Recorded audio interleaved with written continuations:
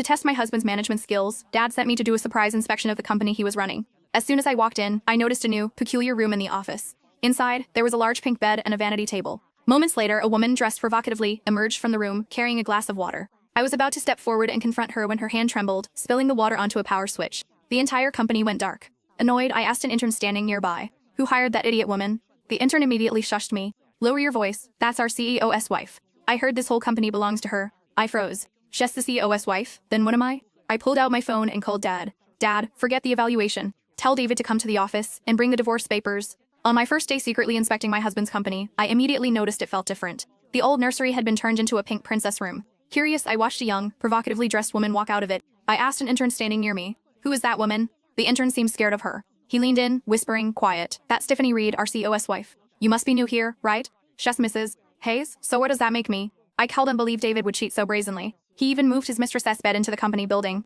The intern sighed and continued, "She usually just stays in the private room, Mr. Hayes gave her, playing games or watching TV. She doesn't really interact with us. Mr. Hayes must be out for a meeting today, and no one's around to entertain her, so she came out to play." His words made my head buzz. Her private room, the one with the huge pink bed, this is a company, not a resort. I tried my best to control my anger. The intern shook his head and said, "What can we do? Our CEO just dotes on his wife." He saw the look on my face and asked with concern, "Are you okay? You look terrible." I forced a smile. "I'm fine, just a little surprised. It's certainly an eye-opener to see someone like that in a company." The intern gave a wry smile and shrugged. "You'll get used to it. She doesn't really do anything harmful. We just have to tolerate it and pray she gets bored and goes back to her room." I didn't say anything more.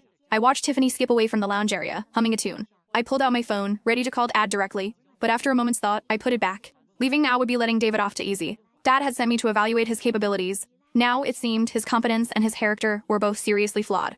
I wanted to see just how ridiculous this company had become under his management. I straightened my clothes and walked to the reception desk. "Hi, I'm Ashley Miller from corporate, here for a project review. Could you please arrange a temporary workstation for me, somewhere quiet if possible? Also, this inspection is internal, so I prefer Mr. Hayes doesn't know I'm here." The receptionist nodded respectfully. I walked into the office area, found a corner desk, and settled in, my gaze fixed on Tiffany, who was not far away. She was holding a glass of water, curiously studying a fire alarm button on the wall, seemingly debating whether to press it.